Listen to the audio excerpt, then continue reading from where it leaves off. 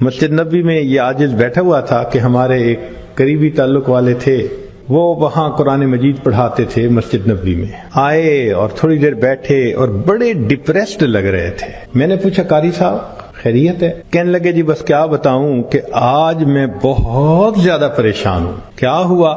کہنے لگے کہ اللہ تعالیٰ نے مجھے کثیر الاولاد بنایا ہے، 9 بیٹے ہیں، کچھ بیٹیاں بھی ہیں، لیکن میں اکیلا کمانے والا ہوں۔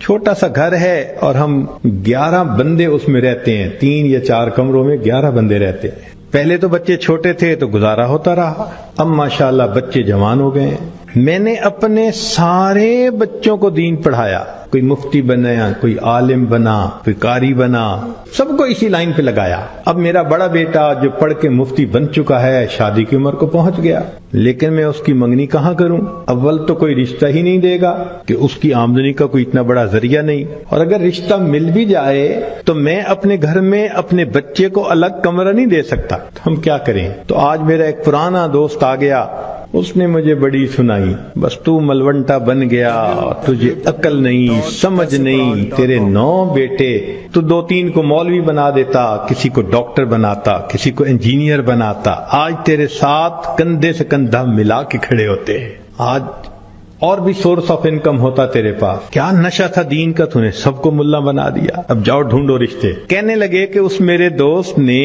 اتنی باتیں کی کہ میں واقعی آج ڈپریس ہو گیا ہوں کہ وسائل ہیں نہیں، بندے اتنے ہیں گھر میں۔ میں نے انہیں کہا کہ آپ فکر نہ کریں، وَهُوَ يَتَوَلَّى الصَّالِحِينَ، اللہ نیکوکاروں کا سرپرست ہے، آپ اللہ کی سرپرستی میں ہیں، فکر کیوں کرتے ہیں؟ چلے آئیں، مواجہ شریف پہ ہم نے حاضری دینی ہے، سلام بھی پڑھیں گے، پھر آپ کے لیے دعا بھی کریں گے۔ ان کی تسلی کے لیے بات کر دی، وہ مطمئن ہو گئے۔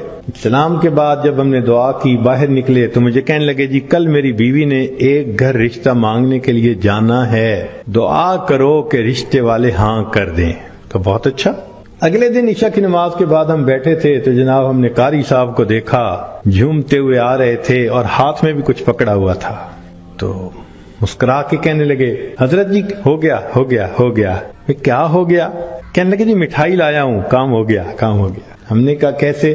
اب ذرا سٹوری سنیے۔ کہنے لگے کہ ایک پاکستانی انجینئر تھے، نیک انسان تھے، ان کی بیٹی تھی، جوان العمر تھی، مگر انجینئر صاحب کا ایکسیڈنٹ میں انتقال ہو گیا اور بیوہ اپنی بڑی بیٹی کی شادی کرنا چاہتی تھی۔ ہمیں پتا چلا کہ بچی خوبصورت بھی ہے، خوبصیرت بھی ہے، لکھی پڑھی بھی ہے، تو ہم نے کہا ہم بھی ٹرائی کرتے ہیں۔ میں اپنی بیوی کو لے کے گیا، بڑا سمجھایا، اگر وہ پوچھے نوکری کیا تو یہ بتانا، اگر پوچھے رہیں گے کیا تو یہ بتانا، بڑا سمجھا بجھا کے لے کے گیا۔ کہنے لگے کہ کوئی 4-5 منٹ مشکل سے میری بیوی اندر گئی ہوگی کہ اس نے پیغام بھیجا میں آپ سے بات کرنا چاہتی ہوں۔ تو مجھے تو شروع میں نا ایک صدمہ ہوا، میں نے کہا انہوں نے ریجیکٹ کر دیا، 5 منٹ میں جو کہے جاؤ تو اس کا مطلب ریجیکٹ کر دیا۔ لیکن میں نے بیوی سے پوچھا، کہنے لگے بیوی تو نروس سی تھی، کہنے لگی ہو گیا ہو گیا۔ میں نے کہا کیا؟ کہنے سب کا ہو گیا سب کا ہو گیا۔ پوچھا بھئی بتاؤ تو صحیح کیا ہوا؟ کہنے لگی جی کہ وہ بیوہ بہت نیک تھی اور کہنے لگی کہ مجھے میرے خاوند نے یہ وصیت کی تھی کہ میں نے اپنی اولاد کو نیکی کی زندگی سکھائی ہے، جب موقع ہوا میں اپنی بچیوں کی شادی کسی نیک بندے سے ہی کروں گا۔ تو چونکہ اس کی وصیت تھی تو اس بیوہ کی نیت یہی تھی کہ میں نے نیک بندے سے بیٹی کا رشتہ کرنا ہے۔ تو بیوی کہنے لگی کہ اس کی بچیاں اتنی خوبصورت تھیں، پھول سے بھی بڑھ کے خوبصورت تھیں، اور بڑی بچی کو دیکھ کے تو مجھے لگا کہ ایسی بھی خوبصورت بچیاں اللہ نے پیدا کی ہیں۔ تو میں نے ہمت کر کے رشتہ بتا دیا۔ 2 منٹ کے اندر کہنے لگے کہ پتہ چلا کہ اللہ نے مجھے دیے 9 بیٹے اور اس کو اللہ نے دی تھی 9 بیٹیاں، اور اس کی ہر بیٹی میرے ہر بیٹے سے 2-2 سال چھوٹی بنتی تھی۔ بس ہم نے 2-3 منٹ میں 9 رشتے آپس میں کر دیے۔ وَهُوَ يَتَوَلَّى الصَّالِحِينَ، وہ اللہ نیکوکاروں کا سرپرست ہے۔ ایک بچی کا رشتہ کرتے لوگوں کی جوتیاں گھس جاتی ہیں، اور یہاں 2 منٹ کے اندر اللہ تعالیٰ 9 بچوں کے رشتے 9 خوبصورت بچیوں کے ساتھ فائنل کروا دیتا ہے۔